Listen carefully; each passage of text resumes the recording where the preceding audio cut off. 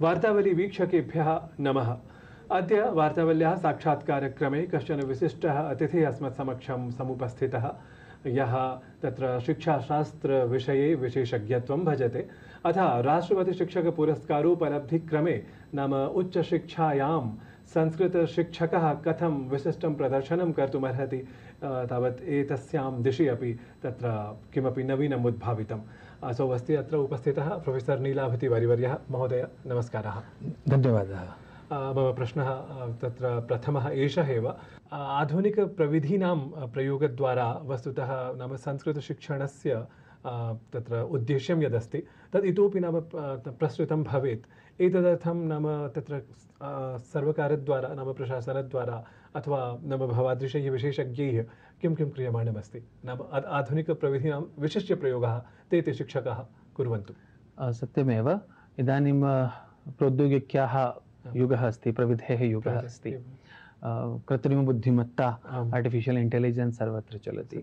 ततः पूर्वं यदि पश्यामः चेत् आभासीयवास्तविकता वर्चुवल् रियलिटी इत्यस्यापि कालः, संवर्धितवास्तविकता ऑगमेंटेड रियलिटी इत्यस्यापि कालः, ब्लॉक चेन टेक्नोलॉजी एतत् सर्वमपि इदानीं संस्कृतशिक्षणे अपि आगच्छति। अस्माभिः एकः प्रयत्नः कृतः, अनुसन्धान समये एव कृतः शोधछात्रैः सह मिलित्वा, यत् कथम् इदानीं छात्राः बालकाः प्रायः कक्षायां यदि वयं तथा रटनं कारयामः तीत अन्ति सीत चेत् इदानीं तथा रुचिः न भवति। प्रायः छात्राः मोबैल् मध्ये क्रीडां तद् बहु तेषां बहव्यः क्रीडाः सन्ति, ते क्रीडन्ति। अतः अस्माभिः क्रीडा एव निर्मिता संस्कृतपाठनाय। धात्वानन्दः इति नाम्ना एका क्रीडा निर्मिता, एंड्रॉइड गेम ऐप् इति। गेम द्वारा से डाउनलोड करोतु, क्रीडा मध्ये एव तस्य सर्वं धातुरूपाणां विस्मरणं भवितुम् अर्हति। इदानीं सन्धिनिमित्तं तत्र 18 परियोजनायां तद् क्रीडानिर्माणस्य कार्यं प्रचलति। तदा अन्यद् मया उक्तं वर्चुवल् रियलिटी।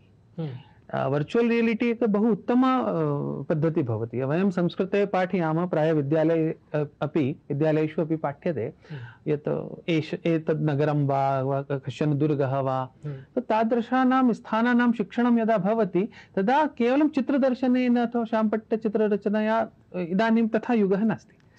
छात्रस्य तथा आभासः स्यात् यदा अहं तस्मिन् स्थाने एव अस्मि। तदर्थं virtual reality material, VR material आवश्यकम्। यदि VR निमित्तं वयं तत् इदानीं निर्माणं कुर्वन्तः स्मः। तत् एकं परियोजनारूपेण तत् कार्यमपि प्रचलति। तो अग्रे AI मध्ये अपि कार्यं करणीयमेव अस्ति। तत्रापि संस्कृतक्षेत्रे विश्वविद्यालयेन तत्र अस्माकं विश्वविद्यालयेन तत्र कार्यं क्रियते एव।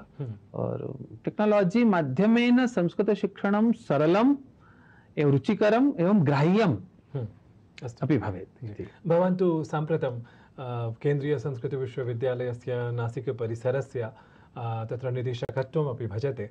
मन्ये तत्र भवदीयं नेतृत्वम् अवाप्य तत्र शिक्षाशास्त्रस्य विशेषतः प्रसृतिः स्यादेव, परन्तु अन्येषामपि शास्त्राणाम् एवं विधानाम् उपक्रमाणां नाम आधुनिकप्रविधीनामपि उपयोगः अथवा कथञ्चित् तस्य नाम तत्र तस्य परिसरस्य लक्ष्यं नाम उत्कृष्टम् इतोपि भवेत्। तदर्थं किं किं भवता विचिन्त्यमानं क्रियमाणं वा?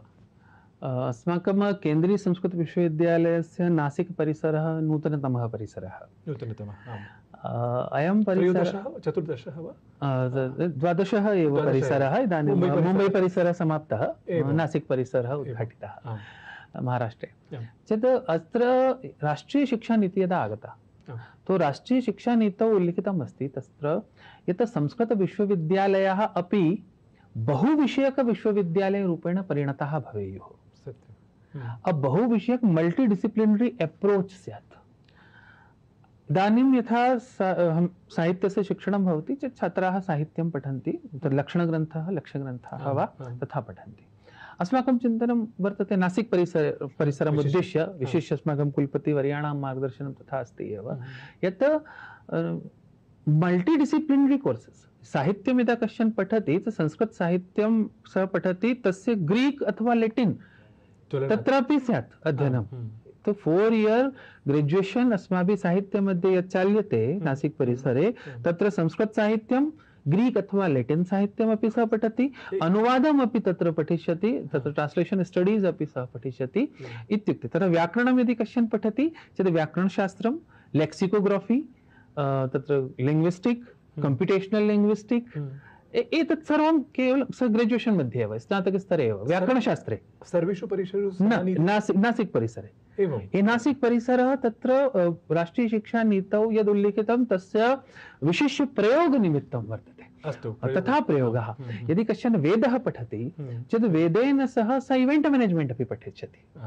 यज्ञः कारणीयः, लक्षचण्डी इति यज्ञः कारणीयः इवेण्ट् अस्ति, सो इवेण्ट् मैनेजमेण्ट् अपि सः जानीयात् विद्वान्। सर्वे तथा विद्वांसः भवन्ति इति न, किन्तु ये तत्र स्नातकोत्तरं वा स्नातकं कुर्वन्ति तेषां वृत्तिः अपि स्यात्। अतः तत्र शास्त्रेण सह कौशलस्य अपि संयोजनं नासिक परिसरे, अतः मल्टीडिसिप्लिनरी। तत्र BSc इन् संस्कृत अस्माभिः आरभ्यते। अस्तु, इदानीं तत्र अस्माभिः प्राक्शास्त्रीस्तरे अपि विज्ञानं, गणितं, रसायनशास्त्रं, भौतिकशास्त्रं सर्वं शास्त्रैः सह संयुज्य तत्र आरब्धम्।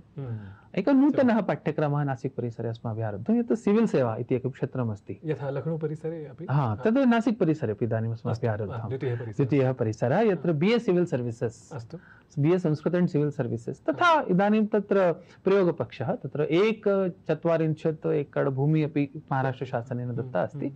अतः भव्यं दिव्यं परिसरः। पुनश्च एकः तत्र महत्त्वपूर्णा योजना तत्रत्य अस्ति, आयुर्वेदविषयः। अस्तु, आयुर्वेदविषये ये BA MS कुर्वन्ति प्रायः आङ्ग्लमाध्यमेन चरकं पठन्ति, सुश्रुतं वा पठन्ति। सर्वम् आयुर्वेदस्य मूलं संस्कृते एव, अतः तस्य तत् एवं नास्ति यत् आङ्ग्लमध्ये पठन्ति चेत् ज्ञातुं न शक्यते, किन्तु यत् मूलतत्त्वं तदर्थं मूलभाषा आवश्यकी। यतो अनुवादः तु केवलम् अनुवादकेन यः अर्थः लिखितः तदेव पठितुं शक्यते। अतः सर्वकारेण 7.5 वर्षीयः कश्चन पाठ्यक्रमः कर्तुम् अनुमति दत्ता।